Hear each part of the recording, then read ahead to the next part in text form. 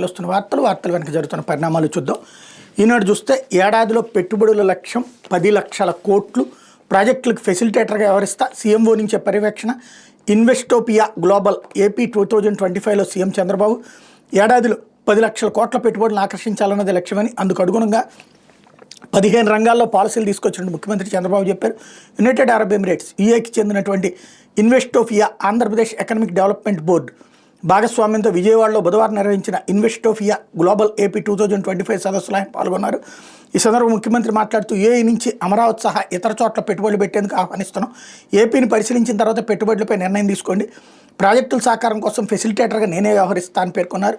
2 ప్రాంతాల మధ్య వాణిజ్య బంధాన్ని బలోపేతం చేసేందుకు వీలుగా ఏపీ ఈడీబీ ఇన్వెస్టోపియా మధ్య అవగాహన ఒప్పందాన్ని కుదుర్చుకున్నారు. ఈ కార్యక్రమంలో యూఏఈ ఆర్థిక పర్యాటక శాఖ మంత్రి Abdullah bin Touq Al Marri, Lulu group chairman Yusuf Ali, Investopia CEO Jean Fares, రాష్ట్ర పరిశ్రమల మంత్రి టీజీ భరత్, సిఎస్ విజయానంద్ పాల్గొన్నారన్నటువంటి వార్తని హైలైట్ చేశారు. అనుమతుల మీద సీఎంఓ నుంచినే పర్యవేక్షిస్తాను.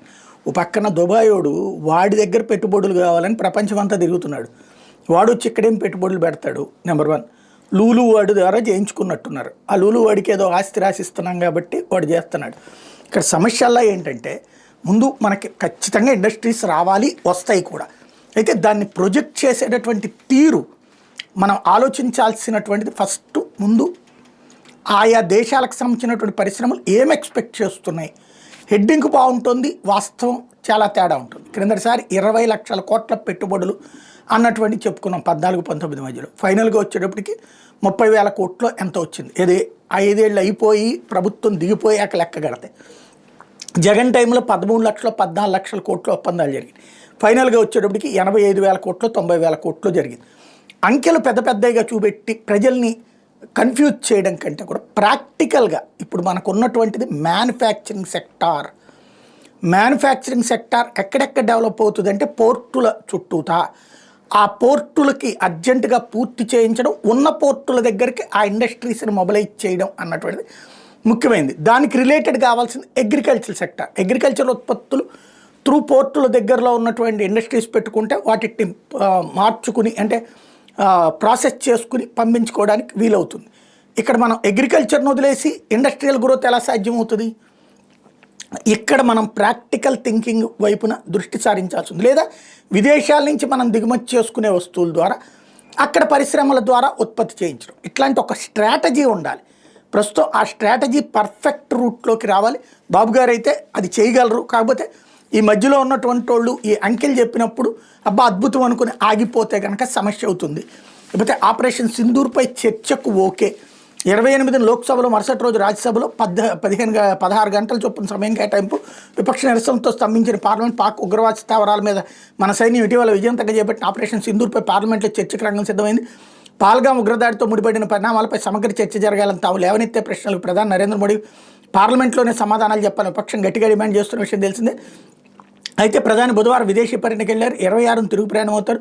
విపక్షాల డిమాండ్ మేరకు ఆపరేషన్ సింధూర్పై చర్చకు మొత్తంగా 16 గంటల సమయం కేటాయించారు. బుధవారం రాజ్యసభ సభావారాల సంఘం నిర్ణయించింది. లోక్సభ బీఎస్సీ సోమవారమే నిర్ణయం తీసుకుంది. ఈ నెల 28 దిగువ సభలో, మరుసటి రోజున ఎగువ సభలో చర్చ ప్రారంభం కాబోతుంది. చర్చకు మోడీ సమాధానం ఇస్తారు లేదా అనేది ఇంకా తేలకపోయినా ఉగ్రవాదంపై భారత్ వైఖరిని విదేశాలకు మరోసారి స్పష్టం చేసేలా మాట్లాడే అవకాశం ఉందని బీజేపీ సీనియర్ నేత ఒకరు వెల్లడించారన్నటువంటి వార్తని హైలైట్ చేశారు. ముఖ్య నేతల కీలక వాటా క్వాడ్జ్ దందాలో నెలకు 20 కోట్లు చొప్పున 9 నెలల్లో 180 కోట్లు చేరవేత. మాజీ మంత్రి అనిల్ కుమార్ యాదవ్ నేతృత్వంలో ముఠా క్వాడ్జ్ ఎగుమతిదారుల నుంచి ముక్కుపిండి వసూలు, తమ కళ్ళు గప్పిపోకుండా అనధికార చెక్ పోస్టులు, అడుగడుగుననేగా ఎక్కడైనా తవ్వుకో, ఎంతైనా తవ్వుకో, ఎక్కడికైనా తరలించుకో, ఏ ధరకైనా అమ్ముకో, మాకు మాత్రం టన్నుకి 7,000 నుంచి 10,000 చొప్పున ఇవ్వాలి. అలా కాదండి లోడుతో రోడ్డెక్కితే పోలీసులు గనుల శాఖ అధికారులు రంగంలోకి దించుతాం, వాహనాలు ఖంజాన్ని సీజ్ చేయించి భారీగా జరిమానాలు వేస్తాం. ఇది నెల్లూరు జిల్లాలో గత ఏడాది వరకు క్వాడ్జ్ ముఠా బెదిరింపులు తీరు. ఇలా క్వాడ్జ్ ఎగుమతిదారులందరినీ భయపెట్టి డబ్బులు గుంజారు. అప్పుడు మంత్రి అనిల్ కుమార్ యాదవ్ సారథ్యంలోనే వసూలు దందా చేశామని ఆయన ముఖ్య అనుచరుడు బెరదవోలు శ్రీకాంత్ రెడ్డి పోలీసులకు వాంగ్మూలం ఇచ్చాడు. ఇలా ఎగుమతిదారుల నుంచి వసూలు చేస్తున్న సొమ్ములో కీలక వాటాగా నెలకు 20 కోట్ల చొప్పున ముఖ్య నేతకు చేర్చినట్టు తెలుస్తుంది. దీనిపై కూడా లోతైన దర్యాప్తు జరిగితే ముఠా వెనక ఉన్న పెద్ద తలకాయలు గుట్టు రట్టు అవుతుందని. అంటే జగన్మోహన్ రెడ్డి దగ్గరికి వెళ్ళిపోయిన ఈ డబ్బులు ప్రతి నెల అన్నటువంటిది. ఇప్పుడు మరి ఎవరి దగ్గరకు వస్తున్నాయి డబ్బులు? ఈ తవ్వకాలు అన్నటువంటిది పోనీ ఇప్పుడు ఏమన్నా తక్కువ తవ్వుతున్నారా? లారీడు ఇసుకంటే ఎంత ఉండాలి, ఎంత ఉంటుంది, అసలు అది ఫ్రీ అని చెప్పి డబ్బులు ఎందుకు అవుతున్నాయి? లేదా క్వాడ్జ్ కానీ ఇప్పుడు ఏం తవ్వకాలు జరగట్లేదా? కాకపోతే ఏంటంటే అప్పుడంతా దుర్మార్గం జరిగింది, ఇప్పుడు అద్భుతం జరుగుతోందని ప్రజల్ని నమ్మించేటటువంటి ప్రయత్నం. మిగతా ప్రాంతాల ప్రజలు నమ్మచ్చేమో, ఆ ప్రాంత ప్రజలకి తెలియకుండా ఉంటుంది అన్నదే ఇక్కడ $1 మిలియన్ ప్రశ్న. లేకపోతే మద్యం కుంభకోణం నిందితులకి రెడ్ కార్నర్ నోటీసులు. యుఏఈ, థాయిలాండ్లో 8 మంది ఉన్నట్టు గుర్తింపు. అప్పగింత ఒప్పందాల ద్వారా భారత్కి రప్పించేందుకు సిట్ చర్యలు. విదేశాలకు పారిపోయిన మద్యం కుంభకోణం కేసు నిందితులు భారత్ రప్పించే చర్యలను సిట్ ప్రారంభించింది. ఇంటర్పోల్ ద్వారా వీరిపై త్వరలో రెడ్ కార్నర్ నోటీసులు జారీ చేయించనుంది. కేసులో నిందితులు అనుమానితులైన 8 మంది యుఏఈ, థాయిలాండ్లో ఉన్నట్టు సిట్ గుర్తించింది. వాళ్ళని ఎక్స్ట్రాడిషన్, నేరగాళ్ల అప్పగింత లేదా డిపోర్టేషన్ ఆయా దేశాల నుంచి బహిష్కరణ ద్వారా భారత్కు తీసుకురావాలని నిర్ణయించింది. ఇందుకు అవసరమైన సాయం సమన్వయం కోసం తాజాగా మన విదేశాంగ శాఖకు లేఖ రాసింది. ఆ దేశాలతో భారత్కున్న పరస్పర సంబంధ ఒప్పందాలు, మ్యూచువల్ లీగల్ అసిస్టెన్స్ ట్రీటీస్ భాగంగా వెంటనే చర్యలు చేపట్టాలని అందులో కోరింది అన్నటువంటి వార్తని హైలైట్ చేశారు. అయితే విశాఖ రైల్వే జోన్ డిపిఆర్కు ఆమోదం. ఈ జోన్ పరిధిలోకి దక్షిణ మధ్య రైల్వే జోన్ ఆస్తులు, పోస్టులు, కొత్తగా గెజిటెడ్, నాన్ గెజిటెడ్ పోస్టులు సృష్టించదని ఆదేశాలు. విశాఖపట్నం కేంద్రంగా ఏర్పాటైన దక్షిణ కోస్తా రైల్వే జోన్కు సంబంధించిన సమగ్ర ప్రాజెక్టు నివేదికకి రైల్వే బోర్డు ఆమోదం తెలిపింది. జోన్ సరిహద్దులు, అందులో డివిజన్లు, వీటి పరిధి, సిబ్బంది, మౌలిక వస్తువులు తదితర సమగ్ర వివరాలతో సవరించిన డిపిఆర్ను జోన్ ప్రత్యేక అధికారి ఏడాది జనవరి 25 రైల్వే బోర్డుకు పంపారు. దీన్ని పరిశీలించిన బోర్డు సవరించిన డిపిఆర్కు ఆమోదం తెలుపుతూ నిర్ణయం తీసుకుంది. డిపిఆర్లో పేర్కొన్న పలు అంశాలపై కొన్ని నిర్ణయాలు తీసుకుంది. వాటిని అనుసరించాలని కోరుతూ దక్షిణ కోస్తా రైల్వే జోన్ జనరల్ మేనేజర్కి తాజాగా ఆదేశాలు వచ్చాయి. కొత్త జోన్ పరిధిలోకి దక్షిణ మధ్య రైల్వే ఆస్తులు, పోస్టులు వచ్చేసినాయి అన్నటువంటి అది హైలైట్ చేశారు. ఇక్కడే నేను మొట్టమొదటి నుంచి చెప్తున్నా, రైల్వే జోన్ వస్తే కొత్తగా ఉద్యోగాలు ఏమి రావు. ఉన్న ఉద్యోగులు ఒక చోట నుంచి ఇంకో చోటకి ట్రాన్స్ఫర్ అవుతారు. మన దగ్గర ఎమోషన్స్ని క్రియేట్ చేస్తా మోసం చేయడం అనేది మన రాజకీయ నాయకులకి అలవాటు తప్పించేం లేదు. రైల్వే బోర్డు ఎక్కడ హెడ్ క్వార్టర్ పెట్టుకున్నా వచ్చే డబ్బులు అయ్యే వస్తుంటే మన సీట్లు మనకే. కాకపోతే జోన్ హెడ్ క్వార్టర్ వచ్చినప్పుడు అక్కడి నుంచి కొన్ని రైళ్లు ఎక్కువ ప్రారంభమవుతాయి. విశాఖపట్నం నుంచి అట్లా ప్రారంభమవుతుంటాయి. ఇదివరకు ఒరిస్సా నుంచి విశాఖపట్నానికి వచ్చేటప్పుడు మనకు కొన్ని కోచులు తగ్గితే అవి యాడ్ అవుతుంది తప్పించి మరేమీ ఉండదు. అతి ప్రచారం అనవసరం. వాస్తవానికి ఇది గుర్తుంచుకోవాలన్నది ఎప్పటి నుంచి నేను ప్రస్తావిస్తున్నాను. ఇప్పుడు అదే జరిగింది. ఏంటది, కొత్తగా గెజిటెడ్, నాన్ గెజిటెడ్ పోస్టులు సృష్టించద్దని ఆదేశం. ఇంకెందుకు మరి అప్పుడు రైల్వే జోను నేలకు గీసుకోవడానికా, లేకపోతే రైల్వే వాళ్ళకి సంబంధించిన ఆస్తులు అట్టించిటికని చెప్పి బదలాయించుకోవడానికి, అంతకు మించి ఏమైనా ఉందా? లేకపోతే స్థిరాస్తి రంగం పరుగులు అంటూ రియల్ ఎస్టేట్ అద్భుతంగా సాగిపోతుంది. గత 3 నెలల్లో పెరిగిన రిజిస్ట్రేషన్లు. గుంటూరు జిల్లాలో భారీగా పొలాలు, స్థలాల క్రయ విక్రయాలు. నెల్లూరులో ఫ్లాట్లు, పశ్చిమలో ఇళ్లమ్మకాలు అధికం. రాష్ట్రంలోని స్థిరాస్తి రంగంలో నెలకొన్న స్తబ్దత తొలగింది. కూటమి ప్రభుత్వం చేపట్టిన అభివృద్ధి పనులు, ప్రణాళికలతో ఆస్తుల క్రయ విక్రయాలు జోరందుకున్నాయి. ఈ ఆర్థిక సంవత్సరం ఏప్రిల్, మే, జూన్ నెలల్లో స్థిరాస్తి రంగంలో రిజిస్ట్రేషన్ల ద్వారా 2663 కోట్లు ఖజానాకు జమ అయ్యాయి. ఈ గత ఏడాది ఇదే సమయానికి 1821 కోట్లు మాత్రమే వచ్చాయి. అంటే ఏడాది 46% వృద్ధి నమోదైనట్టు. సరిగ్గా ఇదే సమయంలో తెలంగాణ 8.26% మాత్రమే, తమిళనాడు 17.67%, కర్ణాటక 7.12% వృద్ధిని మాత్రమే నమోదు చేసే ఈ పరిణామం రాష్ట్రంలో స్థిరాస్తి రంగం పుంజుకుందనే విషయాన్ని స్పష్టం చేస్తుంది. రాజధాని అమరావతి అభివృద్ధి, నిర్మాణ పనుల వేగం గుంటూరు జిల్లాలో స్థిరాస్తి కొనుగోలు భారీగా పెరిగేందుకు దోహదం చేస్తోంది. నాటి వైకాపా ప్రభుత్వం 3 రాజధానుల ప్రకటనతో పాటు పాలనాపరంగా తీసుకున్న అనేక ప్రతికూల నిర్ణయాలతో స్థిరాస్తి రంగం కుదేలైంది. కూటమి ప్రభుత్వం వచ్చాక ఈ రంగం వృద్ధికి మొత్తం ఇచ్చే పలు కీలక నిర్ణయాలు తీసుకోవడంతో ఈ అభివృద్ధి సాధ్యమైంది అన్నటువంటి వార్తని హైలైట్ చేసింది. అదే సందర్భంలో 3 పిల్లల్ని కంటే ఆస్తి పన్ను మినహాయించాలి. ఐవీఎఫ్ చికిత్స వ్యయాన్ని ప్రభుత్వమే భరించాలి. మాతృత్వ సెలవులను 6 నుంచి 12 నెలలకు పెంచాలి. తల్లులకు వర్క్ ఫ్రమ్ హోమ్ సౌకర్యం కల్పించాలి. జనాభా పెంపునకు పాపులేషన్ మేనేజ్మెంట్ పాలసీ పలు ప్రతిపాదనతో సిద్ధమవుతున్న ముసాయిదా. రాష్ట్ర జనాభాను పెంచే చర్యలు మొదలయ్యాయి. సంతానోత్పత్తి తగ్గుదల, వృద్ధ జనాభా పెరుగుదల వంటి సవాళ్లను దృష్టిలో ఉంచుకుని ఆంధ్రప్రదేశ్ పాపులేషన్ మేనేజ్మెంట్ పాలసీ ముసాయిదాను ప్రభుత్వం సిద్ధం చేస్తుంది. స్వల్ప, మధ్య, దీర్ఘకాలాల్లో అనుసరించాల్సిన వ్యూహాలను అధికారులు రూపొందిస్తున్నారు. సంతానోత్పత్తి రేటును పెంచే చర్యల భాగంగా మేధావులు, నిపుణులు సలహాలు, సూచనలు పరిగణలోకి తీసుకుని పలు ప్రోత్సాహకాల ముసాయిదాలు ప్రతిపాదించారు. రాష్ట్రంలో 2.1గా ఉండాల్సిన సంతానోత్పత్తి రేటు 1.5కి తగ్గింది. ఈ పరిణామం ఆందోళన కలిగిస్తోంది. 2047 నాటికి రాష్ట్రంలో వృద్ధుల శాతం 23కి చేరే అవకాశం ఉంది. ప్రస్తుతం 13 నుంచి 15% మధ్య ఉందన్నటువంటి వార్తని హైలైట్ చేశారు. సెప్టెంబర్ 14 నుంచి జాతీయ మహిళా సాధికారత సదస్సు తిరుపతిలో 2 రోజుల పాటు నిర్వహణ. శాసనసభ స్పీకర్ అయ్యన్న పాత్రుడు తిరుపతిలో సెప్టెంబర్ 14 నుంచి 2 రోజుల పాటు జాతీయ మహిళా సాధికారత సదస్సు నిర్వహించినట్టు శాసనసభ స్పీకర్ అయ్యన్న పాత్రుడు తెలిపారు. బుధవారం తిరుపతి కలెక్టరేట్లో ఉపసభాపతి రఘురామకృష్ణరాజు, రెవెన్యూ శాఖ మంత్రి Anagani Satyaprasad, Tirumala Tirupati Devasthanam chairman B R Naidu, EO Shyamalarao, అదనపు ఈవో వెంకయ్య చౌదరి, కలెక్టర్ వెంకటేశ్వర్తో కలిసి ఆయన సదస్సు నిర్వహణపై సమీక్ష సమావేశం నిర్వహించారు. ఈ సందర్భంగా మాట్లాడుతూ దేశవ్యాప్తంగా 31 శాసనసభలు ఉన్నాయి. ప్రతి శాసనసభలో వివిధ కమిటీలు ఉంటాయి. సదస్సులో మహిళా సాధికారత కమిటీ సభ్యులు పాల్గొంటారు. ప్రతి రాష్ట్రం నుంచి 5-6 ప్రతినిధులు హాజరవుతారు. వీళ్ళందరూ 2 రోజుల పాటు మహిళల సమస్యలపై సుదీర్ఘంగా చర్చించి ఆ నివేదికలు పార్లమెంట్కి, శాసనసభలకు పంపుతారు. సదస్సు అనంతరం ప్రతినిధులు తిరుమల, శ్రీకాళహస్తి, శ్రీ సిటీ, శ్రీహరికోటను సందర్శిస్తారని స్పీకర్ చెప్పారన్నటువంటి వార్తని హైలైట్ చేశారు. లేకపోతే రాజధాని రైతులకి 164 కోట్ల కౌలు సొమ్ము జమ. రాజధాని నిర్మాణానికి భూములు ఇచ్చిన రైతులకు ప్రభుత్వం 11వ సంవత్సరానికి సంబంధించిన కౌలు సొమ్మును బుధవారం వారి బ్యాంక్ ఖాతాలో జమ చేసింది. మొత్తం 5 బిల్లుల్లో 18,726 రైతులకి 1,64,21,164,21,5,607 CFM ద్వారా చెల్లించింది. ఏదైనా సాంకేతిక సమస్యలతో కౌలు డబ్బులు ఖాతాలో జమ కాని రైతులు సిఆర్డీఏ కాంపిటెంట్ అథారిటీ కార్యాలయాలకు సంప్రదించాలని సిఆర్డీ అధికారులు చెప్పారన్నట్టు వార్తని హైలైట్ చేశారు. లేకపోతే సాక్షి, ఇంటింట నిజం తల్లికి మోసం, 15,000కి బదులుగా 8,850 మాత్రమే పడ్డాయి. మొదటి ఏడాదికి ఒక్కరికే ఇవ్వని చంద్రబాబు ప్రభుత్వం రెండో ఏడాది 30 లక్షల మందికి ఎగ్గొట్టారు. మిగిలిన వాళ్ళకి 13,000 ఇస్తామని ప్రకటించారు. చివరికి 8,000, 9,000 మాత్రమే జమ చేసి చేతులు దులుపుకున్నారు. తల్లికి వందనం కింద 15,000 ఇస్తామని సూపర్ 6లో వదలగొట్టారు. ఒక ఇంట్లో ఎంతమంది పిల్లలు ఉంటే అంతమందికి ఇస్తామని చెప్పారు. లబ్ధిదారులను తగ్గించేసి ఇచ్చే మొత్తం కోసేసి ఇదేం అమలు బాబు, సమాధానం చెప్పేవారే లేరంటూ తల్లుల ఆగ్రహం. హామీలన్నీ నెరవేర్చేసామంటారు ముఖ్యమంత్రి చంద్రబాబు. ఇక సూపర్ 6 గురించి ఎవరైనా మాట్లాడితే 4 మందం అంటూ దబాయింపు అంటూ ఈమె పేరు కొండేటి మరియమ్మ, పశ్చిమ గోదావరి జిల్లా పాలకోడేరు. ఈమె కుమారుడు అవినాష్ ఇంటర్మీడియట్ చదువుతున్నాడు. తల్లికి వందనం పథకం ద్వారా కేవలం 8,850 మాత్రమే ఆమె ఖాతాలో పడ్డాయి. ఈ మొత్తం రాష్ట్ర ప్రభుత్వ వాటా అని త్వరలో కేంద్ర ప్రభుత్వ వాటా జమ అవుతుందని సెల్ ఫోన్కి మెసేజ్ వచ్చింది. గత ప్రభుత్వంలో ఎప్పుడు ఇటువంటి పరిస్థితి చూడలేదని ఆమె చెబుతుంది. అందరితో పాటు తనకు సమానంగా డబ్బులు పడ్డాయంటుంది. ఇప్పుడు 15,000 ఇస్తామని చెప్పి ఇలా చేశారేమిటని ఆవేదన వ్యక్తం చేస్తుంది అన్నటువంటి వార్తని హైలైట్ చేశారు. అయితే అరెస్టు, రిమాండు ఇష్టారాజ్యం కాదు, మ్యాజిస్ట్రేట్లు, పోలీసులు సుప్రీంకోర్టు స్పష్టమైన మార్గదర్శకాలు.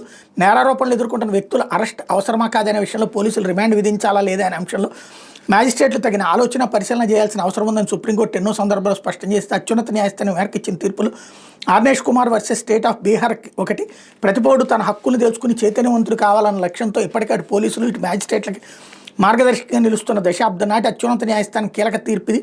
ఈ నేపథ్యంలో తాజాగా ఇదే తీర్పును ఉటంకిస్తూ అరెస్టులు, రిమాండ్లు యాంత్రికంగా కాకుండా న్యాయబద్ధమైన విచక్షణతో జరగాల్సిన అవసరాన్ని ఏపీ హైకోర్టు తన సర్క్యులర్ ద్వారా గుర్తు చేసింది అన్నటువంటి వార్తని హైలైట్ చేశారు. అయితే నమ్మిన పాపానికి నట్టేట ముంచేస్తారు. అచ్చెన్నాయుడు వ్యాఖ్యలు ఏరు దాటాక తెప్పతగలేడువే. ఆడబిడ్డ నిధికి ఎగనామంపై మహిళల మండిపాటు, ఇంటికొచ్చి హామీ ఇచ్చి మాట తప్పారని ఆగ్రహం. ఈ పథకం అమలు చేయాలంటే రాష్ట్రాన్ని అమ్మేయాలా, మేనిఫెస్టోలో పెట్టినప్పుడు లెక్కలు తెలియవా, ఇచ్చిన హామీ మేరకు నెలకు 1,500 ఇవ్వాల్సిందే, 13 నెలల బకాయిలు 19,500 వడ్డీతో సహా చెల్లించాలని డిమాండ్ అన్నటువంటిది హైలైట్ చేశారు. ఎవడు అడుగుతున్నారు, ఆ మహిళలు వచ్చి రోడ్డు ఎక్కేది లేదు, వాళ్ళు అడిగేది లేదు, వాళ్ళ తరపున వాళ్ళు అడుగుతున్నారంటూ సాక్షి రాసుకొస్తుంది. అయితే రాష్ట్రాన్ని మధ్య ఆంధ్రప్రదేశ్గా మార్చారు. జగన్ హయాంలో మద్యం విక్రయాలు తగ్గి ఆదాయం పెరిగింది. చంద్రబాబు హయాంలో ఇందుకు భిన్నం.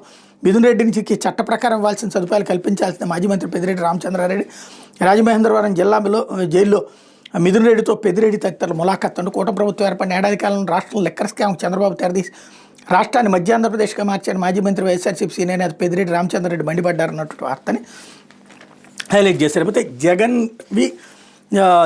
జరగని లెక్కర్ స్కామ్పై ఈనాడువి తప్పుడు కథనాలే, 3.58 లక్షల జీబీ డేటా డిలీట్ చేశారని ప్రచురించిన గాలి వార్తాన్ని నిర్ధారణ అంటూ అసలు లేని జరగని లెక్కర్ స్కామ్పై ఈనాడు రోజుకో కథనాన్ని వండివారుస్తూ వైఎస్ఆర్సీపీని అప్రతిష్ట పాలు చేయడానికి అత్యంత హేయంగా వ్యవహరించిందని ఆ పార్టీ లీగల్ సెల్ అధ్యక్షుడు ఎం మనోహర్ రెడ్డి మండిపడ్డారు. తాడేపల్లిలోని వైఎస్ఆర్సీపీ కేంద్ర కార్యాలయంలో బుధవారం ఆయన మీడియాతో మాట్లాడారు. ఆంధ్రప్రదేశ్ బెవరేజెస్ కార్పొరేషన్ లిమిటెడ్ సర్వర్లు, డేటా సిస్టమ్స్ నుంచి వైఎస్ఆర్సీపీ ప్రభుత్వంలో 2019-24 మధ్య లెక్కర్ కుంభకోణానికి సంబంధించి 371 కోట్ల పేజీలకు సంబంధించిన 3.58 లక్షల జీబీ డేటాను డిలీట్ చేశారంటూ ఈనాడు తప్పుడు కథనాన్ని ప్రచురించిందన్నారు. ఈనాడు రాసిన వార్త నిజమేనా అని సమాచార కార్యకర్త ప్రశాంత్ రెడ్డి అడిగిన ప్రశ్నకు అసలు అలాంటిది ఏమీ జరగలేదని ఏపీబీసీఎల్ సమాధానం ఇచ్చిందని చెప్పారు. ఈ మేరకు ఆ సంస్థ ఇచ్చిన సమాధానం ప్రతులు మీడియా ఎదురు చూపారు. వాస్తవం ఎలా ఉంటే 1,000 కోట్లు దోచేసి ఆధారాలు చేర్పేసి అంటే ఈనాడు నిస్సిగ్గుగా తప్పుడు కథనాన్ని వడ్డీ వార్చిందని, దాని ఆధారంగా ఈటీవీలో కూడా ఏకంగా 8 నిమిషాల కథనాన్ని ప్రసారం చేశారని దుయ్యబట్టారు. గత వైఎస్ఆర్సీ ప్రభుత్వంపై బురదజల్లడం, పార్టీని అప్రతిష్ట పాలు చేయడమే లక్ష్యంగా ఈనాడు దిగజారి వ్యవహరిస్తుందనడానికి అని చెప్పడానికి ఇది ఒక ఉదాహరణ మాత్రమేనన్నారు. దుర్బుద్ధి, కుట్ర, కుతంత్రాలతో వ్యవహరిస్తున్న ఈనాడు యాజమాన్యం ఎక్కడైనా బుద్ధి తెచ్చుకుని వైఎస్ఆర్సీపీకి వెంటనే క్షమాపణ చెప్పాలని డిమాండ్ చేశారన్నట్టు వార్తని హైలైట్ చేశారు. వీళ్ళకి లీగల్గా వెళ్ళడం చేత కాదు. ఇదివరకు లోకేష్ కానీ లేకపోతే నాయకులు సాక్షి మీద కేసులు వేయలేదా? ఎన్ని కేసులు వేశారు? అదే వీళ్ళు కేసులు వేయలేరు. కేసులు వేస్తే కదా అసలు విషయం కోర్టులో తేలేది. ఇకపోతే తండ్రి కొడుకు కిడ్నాప్, హత్య, మృతులు బెంగళూరు వాసులుగా గుర్తింపు. నర్సరావుపేటలో వీళ్ళని కిడ్నాప్ చేసిన ప్రత్యర్థులు, సంతమాగలూరులో హత్య అన్నటువంటి వార్తని ఇక్కడ హైలైట్ చేశారు. ఇది సంచలనాత్మకమైనటువంటి అంశం. ఎందుకంటే ఆ ఏరియాలో చాలా ఏళ్ల క్రితం ఫ్యాక్షన్ హత్యలు ఉండేవి, మళ్ళీ అక్కడ బిగిన్ అయిందా. చెల్లని చెక్ కేసులో కోర్టుకు హాజరయ్యేందుకు వచ్చిన తండ్రి కుమారుడిని కిడ్నాప్ చేసి దారుణ హత్యకు పాల్పడడం రాష్ట్ర వ్యాప్తంగా సంచలనం సృష్టించింది.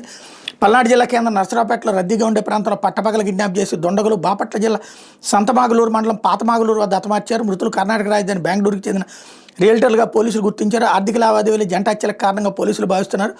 బెంగళూరుకు చెందిన వీరాస్వామి రెడ్డి 65 ఏళ్ళు, ప్రశాంత్ రెడ్డి 35 ఏళ్ళు తండ్రి కుమారులు. వీళ్ళకి సంతమాగులూరుకు చెందిన బాదం మాధవరెడ్డితో ఆర్థిక వివాదాలున్నాయి. మాధవరెడ్డిపై వీరాస్వామి రెడ్డి, ప్రశాంత్ రెడ్డి బెంగళూరులో చెక్ బౌన్స్ కేసులు పెట్టగా వాళ్ళిద్దరిపైన ప్రత్యర్థులు ఇక్కడ చెక్ బౌన్స్ కేసులు నమోదు చేయించారు. కాగా మంగళవారం రాత్రి కోర్టు కేసుకు హాజరయ్యేందుకు తండ్రి కుమారు నర్సరావుపేట వచ్చారు. బెంగళూరుకు చెందిన న్యాయవాది నాగభూషణరావుతో కలిసి వీరాస్వామి రెడ్డి, ప్రశాంత్ రెడ్డిలు బుధవారం ఉదయం 10 గంటల సమయంలో వాయిదాకు ముందు టిఫిన్ చేసేందుకు వెళ్లారు. ఆ సమయంలో హోటల్ బయట ఉన్న వేళను మాధవరెడ్డి తన అంచులతో స్కార్పియోలో వచ్చి బలవంతంగా కారులోకి ఎక్కించారు. అడ్డుకోబోయే న్యాయవాదిని వెనక్కి నెట్టి స్కార్పియోలో పరారయ్యారు. కిడ్నాప్కు గురైన తండ్రి కుమారులు వీరస్వామి రెడ్డి, ప్రశాంత్ రెడ్డిలు మృతదేహాన్ని బాపట్ల జిల్లా సంతమాగులూరు మండలం పాతమాగులూరులో త్రికోటేశ్వర స్మార్ట్ సిటీ వెంచర్లో గుర్తించారు. పశువులు కాపరిచ్చిన సమాచారంతో పోలీసులు ఘటనా స్థలాన్ని పరిశీలించారు. మృతదేహాలపై దారుణంగా నరికిన కత్తి గాయాలను గుర్తించారన్నటువంటి వార్తని హైలైట్ చేశారు. లేకపోతే టీడీపీ ఎమ్మెల్యేల దౌర్జన్యం, ఎమ్మెల్సీ తూమాటిపై దాడికి ప్రయత్నం, నెల్లూరు డీడీఆర్సీ మీటింగ్లో ఉద్రిక్త, రామాయపట్ల 20,000 ఎకరాల సేకరణపై ఎమ్మెల్సీ విమర్శ, కరేడు భూసేకరణపై చర్చించాలని పట్టు, తూమాటి ప్రసంగంపై కందకూరు, ఉదయగిరి, సర్వేపల్లి ఎమ్మెల్యేల రగడ, డీఆర్సీ సమావేశం నుంచి అర్ధాంతరంగా వెళ్ళిపోయిన ఎమ్మెల్సీ తూమాటి అన్నటువంటి వార్తని హైలైట్ చేశారు. లేకపోతే 2వ ఏడాది మొండి చేయే ప్రైవేట్లో పీజీకి ఫీజు రియంబర్స్మెంట్పై టీడీపీ కూటమి సర్కార్ దాగా టీడీపీ కూటమి ప్రభుత్వ తీరు ఏరు దాటిన తర్వాత తెప్పతగలేసిన చందంగా తయారైంది. అధికారం కోసం ఎన్నికల్లో అంతులేని హామీలు ఇచ్చిన తర్వాత గద్దెనే కేక, వాటిని అమలు చేయకుండా ప్రజల ఎత్తిన కుచ్చుటోపి పెడుతోంది. ముఖ్యంగా ఉన్నత విద్యారంగాన్ని భ్రష్టు పట్టిస్తూ విద్యార్థులను నిలువున మోసం చేస్తోంది.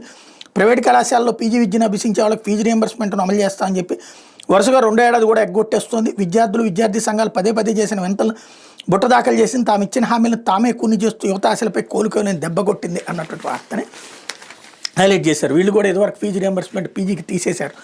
దానికి ఏదో కవరింగ్ స్టోరీ ఒకటి రాసుకొచ్చారు. ఇకపోతే ఆంధ్రజ్యోతి ఇక ఈడీ వేడి అంటూ రంగంలోకి ఎన్ఫోర్స్మెంట్ డైరెక్టరేట్ మద్యం ముడుపుల కేసులో కీలక పరిణామం, శర్వాణి డిస్టిలరీ డైరెక్టర్ చంద్రారెడ్డికి నోటీసులు, 25 విచారణకు హాజరు కావాలని ఆదేశం, జగనాయంలో ఆంధ్ర గోల్డ్ పేరుతో శర్వాణి హవా, పీఎంఎల్ఏ చట్టం కింద ఈడీ దర్యాప్తు, ఇదివరకే సిట్ నుంచి సమాచార సేకరణ, ముడుపుల్లో విదేశీ లింకులు లాగడంపై దృష్టి, మద్యం కుంభకోణం కేసు మరో కీలక మలుపు తిరిగింది. 1,000 కోట్ల ముడుపులు విదేశీ లింకులు, హవాలా లావాదేవీలతో దేశంలోని అతిపెద్ద దోపిడీగా భావిస్తున్న ఈ స్కామ్లో తీగలాగేందుకు ఎట్టకేలకు ఎన్ఫోర్స్మెంట్ డైరెక్టరేట్ రంగంలోకి దిగింది.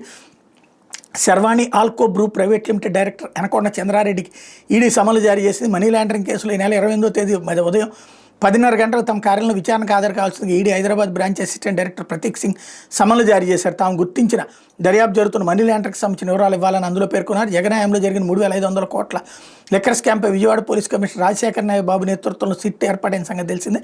ఏవన్ రాజకేశ్వరరెడ్డితో మొదలుకున్న వైసీపీ ఎంపీ మిథున్ రెడ్డి వరకు ఈ కేసులో 12 మందిని అరెస్ట్ చేశారు. ప్రాథమిక ఛార్జ్షీట్ కూడా దాఖలు చేశారు. మద్యం ముడుపుల వసూలు నుంచి అవి అంతిమంగా చేరించోటి వరకు అనేక కోణాల్లో సిట్ దర్యాప్తు చేసింది అన్నటువంటి వార్తని హైలైట్ చేశారు. లేకపోతే తాగుడు పెంచింది జగనే అంటూ కమిషన్ నొక్కేయడానికి పన్నుల వ్యూహం, షాక్ కొట్టేలా రేట్లు పెడతానంటే అధికారంలోకి, కానీ మడమ తిప్పి చివరికి మహిళలకే షాకు, మద్య నిషేధం పేరు తొలుత పన్నుల పెంపు, ఫలితంగా ఆకాశాన్ని తాకిన మందు రేట్లు, 2021లో భారీగా పడిపోయిన అమ్మకాలతో పాటు కమిషన్లు తగ్గినవైన, ఉలిక్కిపడి వెంటనే మద్యంపై పన్నులు తగ్గింపు, తిరిగి జోరందుకున్న అమ్మకాలు, కమిషన్లు, లిక్కర్ స్కామ్పై సిట్ ఛార్జ్షీట్లో బయటపడ్డ కుట్ర అన్నటువంటి వార్త హైలైట్ చేశారు. ఇదేదో పేపర్లో రాసుకునేది మరి ఛార్జ్షీట్లో ఏమైనా రాశారేమో అర్థం కాలేదు. ముందున్నటువంటిది 2 ఏళ్ళు కూడా కరోనా కారణంగా ఆటోమేటిక్గా మద్యం విక్రయాలు తగ్గింది. ఇంకోటి ఆదాయం పెరిగింది, విక్రయాలు తక్కువ ఉన్నాయి అన్నటువంటి వీళ్ళే వార్తలు రాశారు. మళ్ళీ ఇప్పుడు వీళ్ళే మాట మార్చేస్తున్నారు. అంటే ప్రజల్ని ఏ రోజుకు ఆ రోజు నిన్నటిది మర్చిపో, ఇవాళ మేము చెప్పేది నమ్ము, ఇవాళ మళ్ళీ రేపు పొద్దున మేము వద్దంటాం మర్చిపో, ఎల్లుండి మళ్ళీ ఇంకోటి మేము చెప్తాం అది నమ్ము. ఓవరాల్గా ప్రజల మెదళ్ల మీదన విషం చిమ్మేటటువంటి ఒక ప్రచారాన్ని, ప్రజల్ని రోబోలుగా మార్చేసి పచ్చి బూతుల జర్నలిజాన్ని, నిజమైన జర్నలిజాన్ని నమ్మపలికేటటువంటి ప్రయత్నం చేస్తున్నారు. లేకపోతే గ్లోబల్ గేట్వే ఏపీ అన్నటువంటిది హైలైట్ చేశారు. అట్లాగే అనిల్ అనుచరుల ఖాతాలో 100 కోట్ల లావాదేవీలు, చేతికి మట్టి అంటకుండా వారి ద్వారానే దందా, బ్యాంక్ స్టేట్మెంట్ సేకరిస్తున్న పోలీసులు, ఆ ఖాతాల నుంచి వైసీపీ పెద్దల అకౌంట్లకు జమ, నగదు లావాదేవీల్లో తాడేపల్లి ప్యాలెస్కు లింకు, అనిల్పై క్వాడ్తో పాటు మనీ లాండరింగ్ కేసు కూడా, విదేశాలకు పారిపోయిన అనిల్ ముఖ్య అనుచరుడు అన్నటువంటి వార్తని హైలైట్ చేశారు. లేకపోతే రాజ్నాథ్ లేదా నడ్డా కొత్త ఉపరాష్ట్రపతిగా వీళ్ళలో ఒకరికి ఛాన్స్, బీజేపీ వర్గాల చర్చ, మోడీ శాఖ నమ్మకమైన నేతలుగా గుర్తింపు, పరిశీలనలో Maharashtra governor CP Radhakrishnan, Bihar CM Nitish Kumar, deputy chairman Harivansh పేర్లు కూడా అన్నటువంటి వార్తని హైలైట్ చేశారు. లేకపోతే 3వ రోజు అదే తీరు అంటూ పార్లమెంట్లో కొనసాగిన విపక్షాల నిరసన, బీహార్ ఓటర్ల జాబితా సవరణపై ఆందోళన, ప్రజాస్వామ్యాన్ని కాపాడాలంటూ నినాదాలు అన్నటువంటి వార్తని హైలైట్ చేశారు. లేకపోతే భర్తను చంపి అత్తింటికే డోర్ డెలివరీ, మృతదేహాన్ని పల్నాడు నుంచి నంద్యాలకు తీసుకెళ్లిన భార్య మృతుడి కుమార్తె ఫిర్యాదుతో కేసు నమోదు. భర్త గొడవపడిన భార్య పుట్టింటికి వెళ్ళింది. తనకు ఆరోగ్యం బాగలేదంటూ భర్తకు ఫోన్ చేసి పిలిపించింది. అక్కడ ఏం జరిగిందో ఏమో తెలియదు. భర్త శవమై కనిపించాడు. ఆ మృతదేహాన్ని తీసుకుని ఆమె నేరుగా అత్తింటికి వెళ్ళింది. మద్యం సేవించి ఇంట్లో కుప్పకూలు చనిపోయాడని వాళ్ళతో చెప్పింది. అయితే ఒంటిపై గాయాలు ఉండటంతో కుటుంబ సభ్యులు పోలీసులు ఫిర్యాదు చేశారు. పల్నాడు జిల్లాలో మంగళవారం ఈ ఘటన చోటు చేసుకుంది అన్నటువంటి వార్తని హైలైట్ చేశారు. ఇది దినపత్రికలో వచ్చినటువంటి వార్తలు వెనకాల జరుగుతున్నటువంటి పరిణామాలు.